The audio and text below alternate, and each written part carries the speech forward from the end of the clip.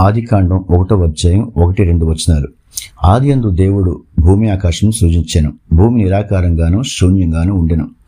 ఈ 2 వచనాల మధ్య భాగంలో సాతాను యొక్క జోక్యంతో అందంగా సృష్టించబడిన భూమి నిరాకారంగా శూన్యంగా మారిపోయింది. మిగిలిన అధ్యాయం 1వ అధ్యాయం అంతా ఆ నిరాకారంగా శూన్యంగా మారిన భూమిని తిరిగి తయారు చేసే పని దేవుడు చేయడం చూస్తాం.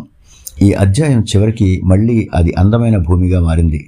దేవుడు స్వయంగా దాన్ని చూచి ఇది చాలా మంచిది అని చెప్పాడు. అలాగే దేవుడు తన స్వరూపంలో తన పోలికలో తయారు చేసుకున్న మానవుడు కూడా సాతాను జోక్యంతో అచ్చు ఆదికాండం 1వ అధ్యాయం 2వ వచనంలాగా నిరాకారంగా శూన్యంగా మారిపోయాడు.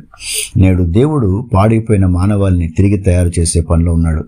మీరు ఎంత నిరాకారంగా శూన్యంగా ఉన్నారు అనేది పట్టింపు లేదు. దేవుడు మిమ్మల్ని తిరిగి తయారు చేయగలడని 1వ అధ్యాయం బోధిస్తోంది. పాడైన సృష్టిని తయారు చేసే పనిలో దేవుడు ప్రతిరోజు మాట్లాడడం చూస్తాము. మన దేవుడు మాట్లాడే సజీవ దేవుడు. మీరు రూపాంతరం చెందాలనుకుంటే మీకు అవసరమైన అతి ముఖ్యమైన విషయం ఏమిటంటే దేవుడు మీతో మాట్లాడుతుండగా వినడం. దేవుని మాట వినకుండా దేవుని పోలిక నుండి రాలేవు. వినుటకు చెవులు గలవాడు వినుగాక.